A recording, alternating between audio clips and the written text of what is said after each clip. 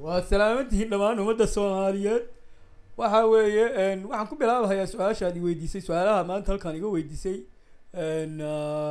shirqool sidii caadada ahaydba anigu kama helo ayaantan dambe hadaladooda iyo waxa ka soo yeera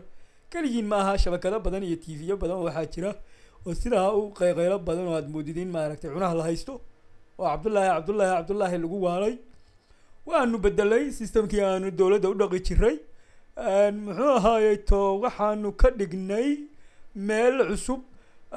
ninkii maxamed siyaad barra Allah naxariistay yaa laba xiniyood buu ahaa jeelali waxa uu sameeyay anagu jeelal ma hayno anagu waxaan nahay arrin ka duwantii hore Allah hadduu ilaahay ku roon yahay qora caaradiis baanu wax uga qaadinaa halkaas wajigaas sujuudda meesha la yiraahdo waanu ka tooganaynaa ninkii arrimahan loo dirsan iyo falafalaqs iyo waxaan loo baahanay soo gala waliba waxa jira xoogaa ayaamahan shimbiralaayo ka soo yaryeera suuqa bakaaraha indha gooniya baanu idinku daawanaynaa waxaan kaloo rabay inaan u baaqo dad badan oo waxaa jira shaqo aan ka badatay oo baal toog fadhiya oo aan shaqo kale lahayn si in caadi ahayn ayaanu or surveillance ayaanu idin daawanaynaa waxaad nala shaqeynaya FBI da Mareykanka IP computeradiina iyo waaha ka soo gashaan iyo adereesadiina waa la hayaa waan monitoring baa idinku sameynayaa waan idin daba joognaa waan idin kugu imaanaynaa meelaha aad ku jirtaan husaska iyo hulalka aad ku jirtaan iyo godadka aad ka soo naaleysaan waan idin kugu imaanaynaa sidoo kale nimanka doonadyada fadhiya kuwa doonadyada fadhiya oo shaqo la'aantu way ka badatay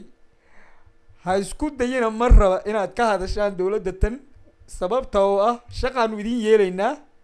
waxaanu idin yeelaynaa shaqo ah inaad adduunka isaga masaafurtaan argagixise iyo waxaad tiraahdeen muxuu ahayd niman alqaacido oo waxaa jira oo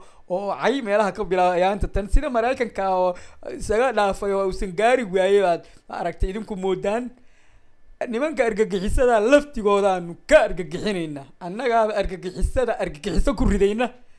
ummad badan bay argagixiso gasheen ayagaanu argagixiso galanayna waxa jira rag badan oo ayagana meelo xabadaha ka soo rida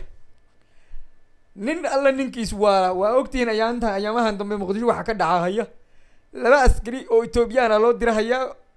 ha ka soo baxo masaajid ama ha ka soo baxo meel kale oo la soo qabanaya halkaas sujuudda baa laga tooganaya inkastoo ayaanta hadaan la lahaa kulamo gooni oo goosgoos ninkii Ibliis ahaa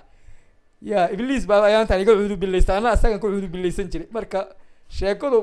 baxsane safety galka waa ka saartay qora caaradiis baana lagu dhaqahayaa waana la idin karbaashahaya